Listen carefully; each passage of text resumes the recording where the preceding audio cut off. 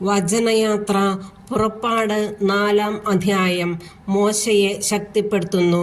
മോശ പറഞ്ഞു, അവർ എന്നെ വിശ്വസിക്കുകയില്ല, എൻ്റെ വാക്ക് കേൾക്കുകയുമില്ല.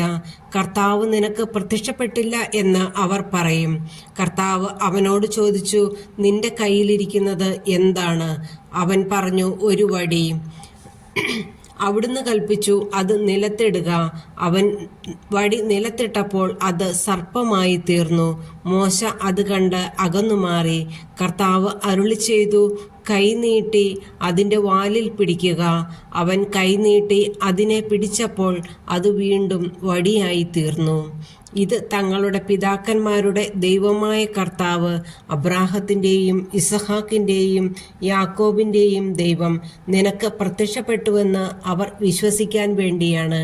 കർത്താവ് വീണ്ടും അരുളി ചെയ്തു, നിന്റെ കൈ മാറിടത്തിൽ വയ്ക്കുക. അവൻ അപ്രകാരം ചെയ്തു. കൈ തിരിച്ചെടുത്തപ്പോൾ അത് മഞ്ഞുപോലെ വെളുത്ത് കുഷ്ഠമുള്ളതായി കാണപ്പെട്ടു. അവിടുന്ന് കൽപ്പിച്ചു, കൈ വീണ്ടും മാറിടത്തിൽ വയ്ക്കുക. അവൻ അപ്രകാരം ചെയ്തു. മാറിടത്തിൽ നിന്ന് കൈ തിരിച്ചെടുത്തപ്പോൾ അത് പൂർവസ്ഥിതിയിലായി, ശരീരത്തിൻ്റെ മറ്റു ഭാഗങ്ങൾ പോലെ കാണപ്പെട്ടു. അവർ നിന്നെ വിശ്വസിക്കാതിരിക്കുകയും നിന്റെ ആദ്യത്തെ അടയാളത്തിൻ്റെ സാക്ഷ്യം സ്വീകരിക്കാതിരിക്കുകയും ചെയ്താൽ രണ്ടാമത്തേതിൻ്റെ സാക്ഷ്യം സ്വീകരിച്ചേക്കും. ഈ 2 അടയാളങ്ങളും അവർ വിശ്വസിക്കാതിരിക്കുകയും നിന്റെ സാക്ഷ്യം സ്വീകരിക്കാതിരിക്കുകയും ചെയ്യുന്ന പക്ഷം ഈ നദിയിൽ നിന്ന് കുറെ വെള്ളമെടുത്ത് കരയിൽ ഒഴിക്കുക. നദിയിൽ നിന്ന് നീ എടുക്കുന്ന ജലം കരയിൽ രക്തമായി മാറും. അഹറോന്റെ നിയമനം. മോശ കർത്താവിനോട് പറഞ്ഞു, കർത്താവേ, ഞാൻ ഒരിക്കലും വാക്ചാതുര്യമുള്ളവനായിരുന്നില്ല. അങ്ങ് ദാസനോട് സംസാരിച്ചതിന് ശേഷവും അങ്ങനെ തന്നെ. സംസാരിക്കുമ്പോൾ നാവിന് തടസ്സമുള്ളവനാണ് ഞാൻ. കർത്താവ് അവനോട് ചോദിച്ചു, ആരാണ് മനുഷ്യന് സംസാരശക്തി നൽകിയത്?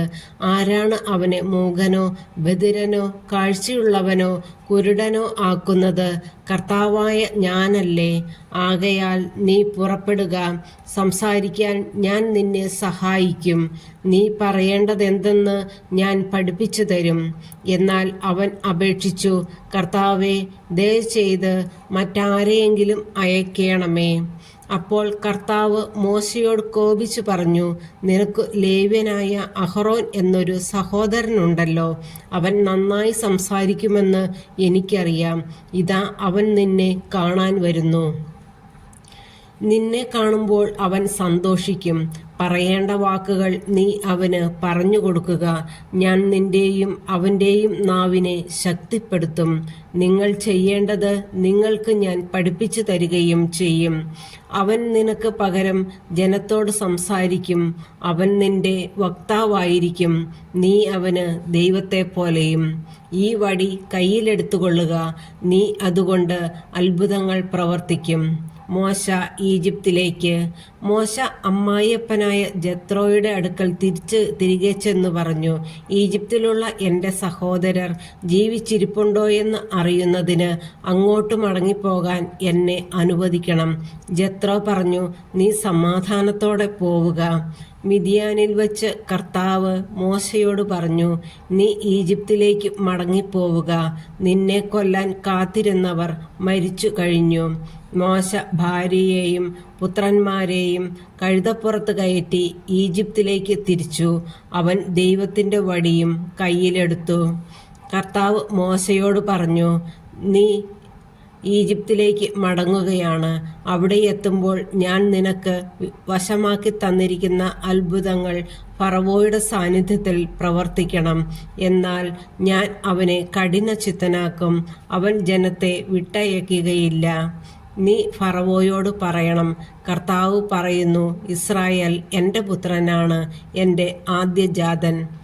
ഞാൻ നിന്നോട് ആജ്ഞാപിക്കുന്നു, എന്നെ ആരാധിക്കാൻ വേണ്ടി എൻ്റെ പുത്രനെ വിട്ടയക്കുക.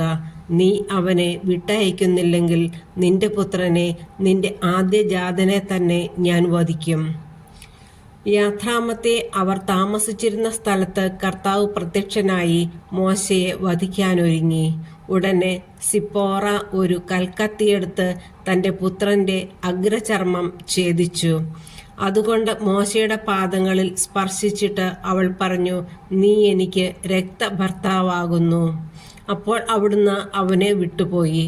അവൾ പറഞ്ഞു, പരിച്ഛേദന നിമിത്തം നീ എനിക്കും ഭർത്താവാകുന്നു. കർത്താവ് അഹ്റോനോട് പറഞ്ഞു, നീ മരുഭൂമിയിലേക്ക് പോയി മോശയെ കാണുക. അതനുസരിച്ച് അഹ്റോൻ പോയി ദൈവത്തിൻ്റെ മലയിൽ വച്ച് അവനെ കണ്ടുമുട്ടി ചുംബിച്ചു. തന്നെ അയച്ച കർത്താവ് കൽപ്പിച്ച എല്ലാ കാര്യങ്ങളും താൻ പ്രവർത്തിക്കണമെന്ന് അവിടുന്ന് ഭരമേൽപ്പിച്ച അടയാളങ്ങളും മോശ അഹ്റോനോട് വിവരിച്ചു പറഞ്ഞു. അനന്തരം മോശയും അഹ്റോനും ചെന്ന് ഇസ്രായേൽ ശ്രേഷ്ഠന്മാരെയെല്ലാം വിളിച്ചുകൂട്ടി.